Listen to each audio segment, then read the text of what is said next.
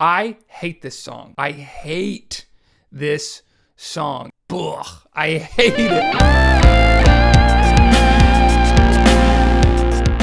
What's going on, everybody? This is Clark Beckham. I'm the runner-up of season 14 on American Idol. We're gonna go into the top 12 performances that take us down to 9. While you're here, make sure you like and subscribe. You can join to become a member by clicking the join button if you're on a desktop at the bottom of this video or my channel. We have an intro with Lionel singing Say You, Say Me, one of his legendary hits. Afterwards, we have awkward comments about his bed that weren't supposed to be awkward, and then he made them awkward. Also, you have Ryan making the cheesiest line for a segue sound totally natural, which brings me to my first point. Ryan is the best host easily today, arguably of all time. The line is, say you, say hello to the judges. That is the corniest line of all time. The way he says it, totally natural, because you know it's on the teleprompter for him. Actually made a bad line sound like a good one. And then he makes that awkward moment totally seem cool, and it's on live television. Everyone seems nervous about it except him. Totally relaxed in his element. GOAT. First performance, we have Grace doing Happy. Sounds great at the top. She does a little major 2 run kind of a thing, which is really sweet. Bring me down. No. So the song is in F minor. Might seem crazy about what I'm about to say. When a song's in F minor, you could also see it as its relative major is the key. And I'm talking a little nerd theory stuff, but that basically means A flat. So we could call it like it's an A flat. And the run she sings at the top right here is over this chord right here. She could sing down, right? But she instead, here's a major 2, sings a run off of that note structure in this chord. That's why you hear down.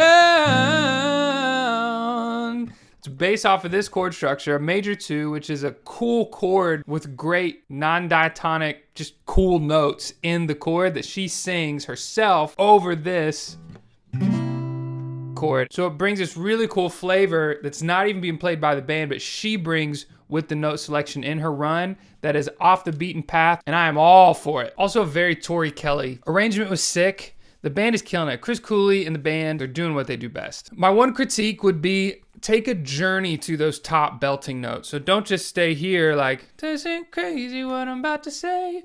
Yeah! Like, and then just go for the moon from section A to section B. Take us up there. Instead of from here to here, in my key, it'd be like, might seem crazy what I'm about to say. I don't understand away.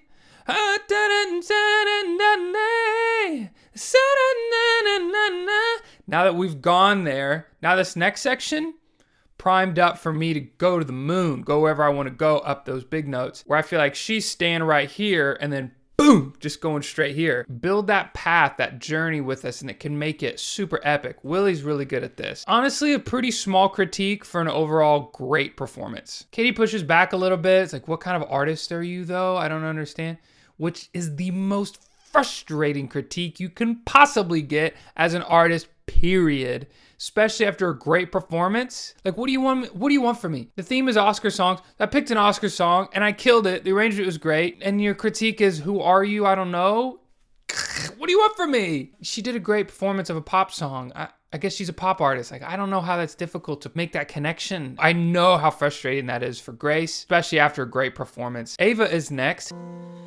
That now our dreams may finally come true.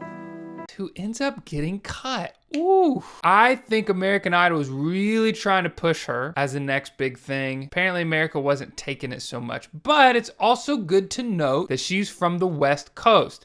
In my opinion, people from the West Coast are at a disadvantage for this live voting because the show is at a different time. People might be getting home from work. They just can't watch the show, so they can't vote as easily as someone who's watching it on the East Coast at 8 o'clock or 7 o'clock, which is the time that they always watch it. She's got a unique voice, everything I've said before. She's got a pretty big vibrato, which I like. A lot of times I don't like that, but I'm into it for her style, which is also why she does not mix well with tuning a vocal, because vibrato is when your voice goes up and down in pitch. And when they're trying to tune a vocal, the software is trying to find the note you're trying to hit, and you might be hitting 3 notes in this vibrato that you have, especially if it's big like hers. So it doesn't play with autotune, does play well with live performance. I think she did fine here. The song was nice and I wasn't going crazy about it. It was very ballad, and it's tough if it's not really special and really unique. It's definitely a risk to take, and I wasn't crazy about the performance. I thought she did great though, but she's actually someone who ends up getting cut at the end of the show. At this point,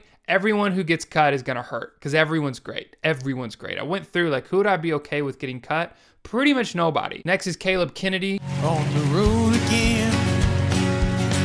I just can't wait to get on the road again. The life I love is making music with my friends. I can't wait to get on the road again. Luke says something that I've been trying to say for a lot of different contestants. You didn't oversing yourself into trouble. And that's exactly what Caleb did. He picked a song that he does well and stayed right in his lane, didn't go too high, didn't go too low. By the way, I had no idea about his eye. I mean, I've seen his eyes. Obviously, last week he didn't have a hat on, you could see, and I never noticed. And Katie, too, with the wonk eye. I still can't tell that she has a messed up eye. I still can't tell Caleb does either. So good on them for being proud and just going with it. And especially with hat off and didn't have a guitar, was moving around out of his comfort zone. He's 16 or 17, extremely young, and to be doing that is very, very impressive. I think this was one of his best performances. It's not my style as far as country goes. I'm just not a crazy country fan, but what he's doing it well. Next we have Hunter Metz.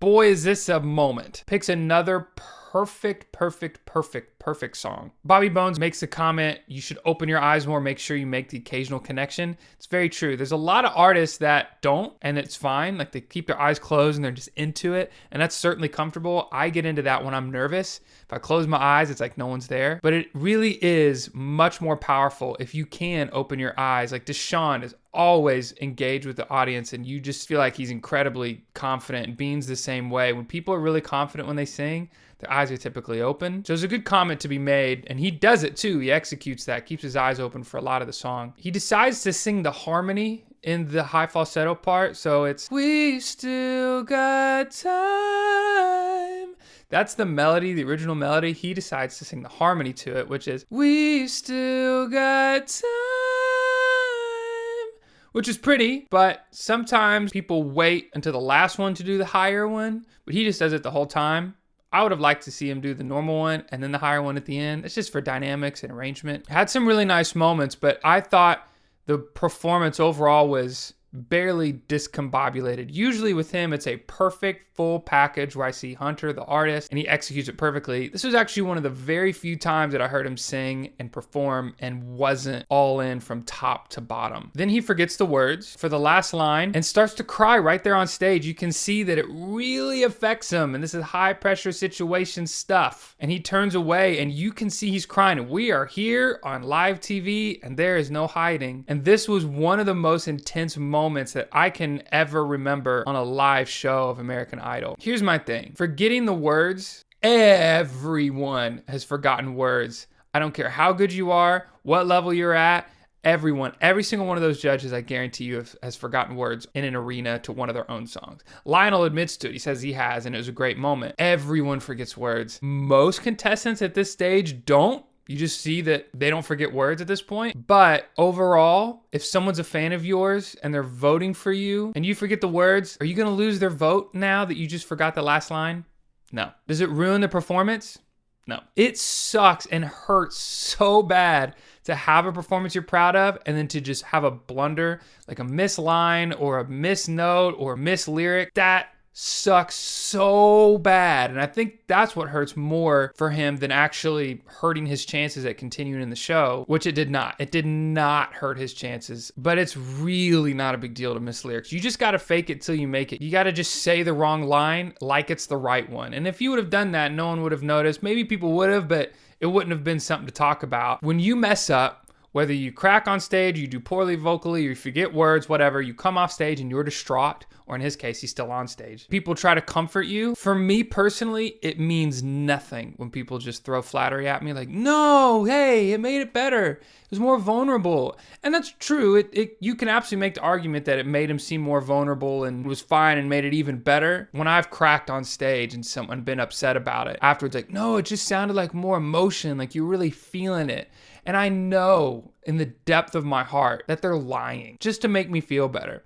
Those comments don't help me in any way, shape, or form. What helps me is the truth. And he says, I'm just upset that I messed up. And Katie says, no, you didn't mess up. He did. That's the truth. But also the truth is, it's not a big deal. It really isn't a big deal at all. And to go on top of that, honestly, missing the lyrics and being so emotional to cry on stage might have been the best thing he could have possibly done. Because what did it do? It endeared us to him. It showed him how much he deeply cared. All I wanted to do was go tell him it's okay and hug him. I guarantee that's what everyone felt. The contestants, their hearts probably broke seeing him go through that. Same with all of his fans. I guarantee he was top 2 in voting of that night. And now that we've got to see that side of Hunter that we haven't been able to see of anybody else, I think it did nothing but help him in the long run. It sucks. It's embarrassing. But it's not that big of a deal. Honestly, might have been the best thing that could have happened to him to help him in the show. Next, we've got Madison, who ends up getting cut. Sucks. Oh, girls scared sometimes, who isn't always strong. Can't you see the hurt in me? I feel so all alone. Everybody who gets cut at this point is gonna hurt. She sings a Whitney Houston song, does really, really well. She said she's been singing this song since she was a little kid. That means a lot to her. Her upper belting big power notes are not her strength. Her strength is in the middle. That's where she really croons. She's fine up top, but that's not her bread and butter. That's not what she has that others don't. What she has that others don't is the quality of her tone and control in the middle of her range. Her musicality, her falsetto is nice, and she shows that in the song. Next is Chase Beckham. Look into my eyes, and you will see. What do you mean to me? Great song choice. Katie said it was an odd song choice. I didn't think it was odd at all. It totally made sense when I heard he was doing this. The thing that's going for Chase is the ladies love him because he's got a great smile, good looking guy, cool haircut, and a manly singer. And the guys like him because he's a man's man and they want to be him. His demographic is pretty massive and that's going to help him a lot. Actually sings off key for just a second and has a couple pitch issues. When he's saying I know it's true near the beginning, I actually thought they were changing keys, but he actually just slipped up a little bit and came back down. So not a perfect performance, but a nice one, delivers well. Judges love him. Luke says he's a front runner, and I think he's going to be on the show for a while. Bean, the end of an era, the Beanie Baby era has come to a close. Ended on a great note. He did wonderful. Oh! Guitar. I've had the time of my life. What? And I never felt this way before. In the world? And I swear this is true. Starts out with guitar and plays this really cool, different, weird interpretation of the song for about 10 seconds. And then gets up and goes into the typical arrangement of the song. I kind of wanted him to just stay on the guitar. I thought at first that he was just going to stay there the whole time. I was pumped. I was like, I didn't know he could even play guitar. This is different. It's showing variety. What is he going to give? It's going to be just guitar and vocal. We're going to hear his voice really well. He's going to croon. He's going to pick the right notes. And he puts the guitar down after about 10 seconds and just goes into the normal song. But then when he went into the normal song and was moving and grooving, I was glad that he did. He's great at that too. Looks totally comfortable on stage. Did really well vocally. Put the pedal to the metal at the end and executed really, really well. I'm gonna miss Bean. Alyssa Ray. I hate this song. I hate this song. I think I'm one of the only people in the world that don't like this song. And it's really the verse and the pre-chorus are killer. Like the pre-chorus is like, it's sick. The pre-chorus is dope. Then it goes into the chorus and it's like, look out, 'cause here I come. It's in a drum. This who I wanna be. This is me. Ugh, I hate it. Mainly because of the chorus. But she sings it, and it's one of the best performances of the night. When the sharpest words wanna cut me down, Nice. gonna send a flood, gonna drown them out. I am brave, I am bruised, I am who I'm meant to be. Sing. I'm not scared to be seen, I make no apologies. And I know that I deserve love. There's nothing I'm not worthy of. Come on. This is me. Louise. She's taken the reins, she's taken the moment, she's performing really well, executing these dynamics of big moments and small moments really, really fantastically. She takes this moment at the end where there's usually a run and she keeps it flat, which is such a good choice and can be so powerful when everyone's expecting a run, but you just keep the note solid. And then the next line where there usually isn't a run, she puts in one that's pretty complicated and a lot of notes and murders it, and it's so sweetly placed. And that's the 1-2 punch that knocks me to the ground. Really great execution, great arrangement, great performance, one of the best of the night. Lionel continues to stand randomly. I guarantee the camera operators are like, bro, we got you set. Before the show, we have extras that come in and sit so we can get the framing perfectly, and then you stand. It ruins everything. We got to move and it's not perfect. I guarantee the stand-ins for Lionel is starting to stand now so they can get ready for that. Quickly, they announced to the contestants a surprise that whoever goes through, they're going to the most magical place in the world, insert Disneyland commercial. Now, when I was on the show and they told us surprises on camera, it was almost never a surprise because they would tell us and then say, okay, we're gonna announce it though on camera, so act surprised. I hated when they would do that because I was like, I'll be surprised if I know for the first time actually on camera. Now I have to act surprised when I already know it, and I'm so bad at that. And the contestants either were not listening, some of them, or weren't surprised and didn't know how to act, or didn't care because they weren't really freaking out. They got off the contestants pretty quick on the camera when they weren't losing their minds, like I guess they hoped they would. Next we got Deshawn. Memories like the corners of my mind, misty watercolor memories of the way we were. Bobby Bones says, hey man, I want you to have more fun. Are you having fun? And he's like, yeah, I'm having fun. What do you like? You want me to smile and like cheer as I answer? And he says, we're going to go have fun, and does the least fun thing I can think of. They probably brought in that carousel for him to ride on a rainbow chicken. Everybody else is doing some pretty cool stuff. Willie gets a video from Cynthia Erivo. Caleb gets to go fishing, maybe. And Deshawn gets to ride on a carousel to have quote unquote fun. Moving on to the performance, I'm totally mesmerized. This is one of the best performances of the night. He comes across to me as a cold-blooded assassin, the executioner that is Deshawn. He's like this foreign agent that just is brilliant and everybody thinks is amazing, but like doesn't talk to people. But we happen to have this mutual friend that is music, and we get to see him come out and execute his craft and expertise. He just comes across as the mysterious, brilliant, otherworldly musical person that we get to see fully when he does music, and then he goes back to being the mysterious guy that he is and goes back to studying theory and musical harmonies. He is great here. Picks a ballad, and I'm totally mesmerized from top to bottom. Casey Bishop sings Somewhere Over the Rainbow. When all the world is a hopeless jumble and Oh, boy. raindrops tumble all around, heaven opens a magic lane somewhere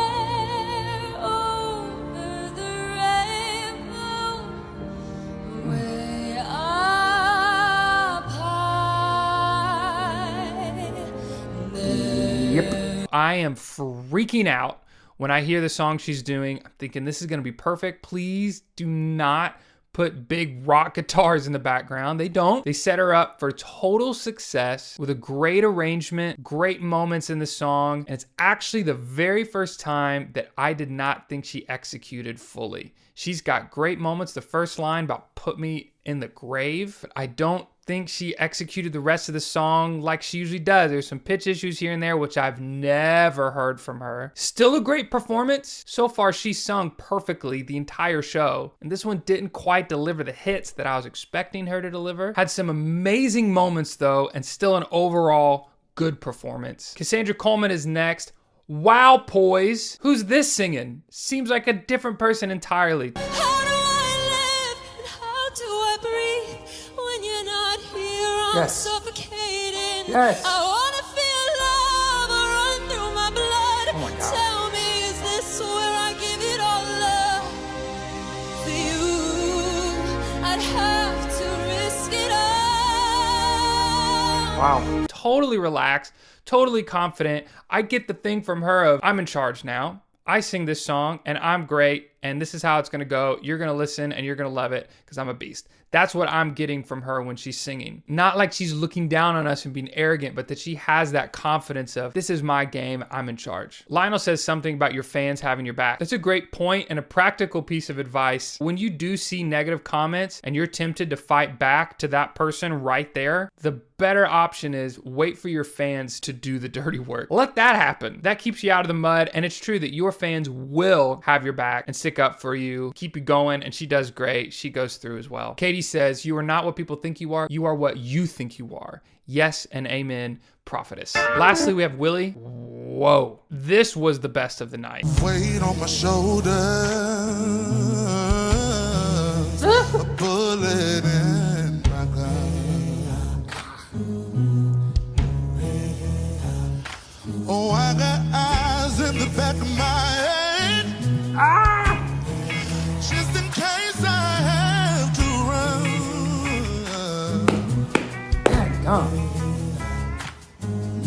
I do what I can when I can, while I can for my people. I can feel it in my bones.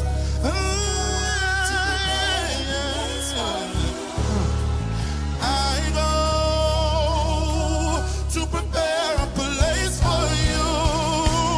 Stand up, take my people with me. Together we are going to a brand new home, far across the river. Whoa. And you hear freedom calling, calling me to answer. Gonna keep on keeping on. I can feel it in my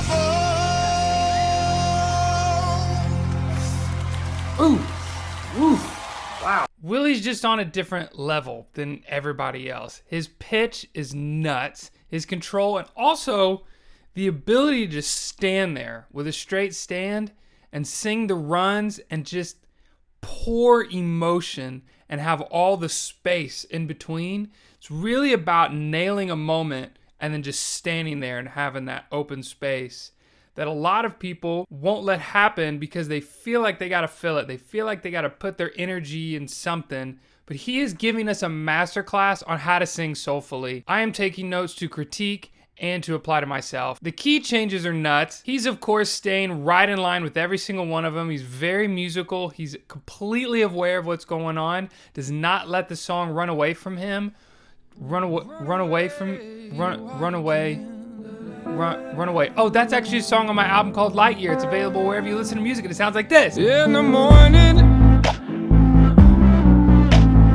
Incredible arrangement, amazing song, great delivery, great execution. Every single box that needs to be checked, he checked it. 10 out of 10 in all categories. He did everything right. These reviews have gotten bigger and bigger and bigger every single week with each video, and it's all to you guys. Let's continue to help push these videos. The best thing you can do is actually tell a friend that you know loves Idol too and say, yo, you gotta watch these videos. And anything you can post as well, grab a screen recording and post it on your Instagram Instagram or Facebook or Twitter. Post your favorite parts wherever you want. You've totally my full permission to do that. Unfortunately, there will not be a live stream after this premiere. I've got an event tonight that I'm going to be at, but Wednesday we can talk all about it and we'll have a live stream for that episode. This next episode is going to be nuts. I guess it's going to be 10 contestants from last season, all vying for the position to fill that 10th spot in the top 10. That means we're going to go from 10 people to 1. I am fascinated with who's going to make it. Make sure you tune in. I'll have a video for you. We'll talk it through. See you then. Be good. You're on away.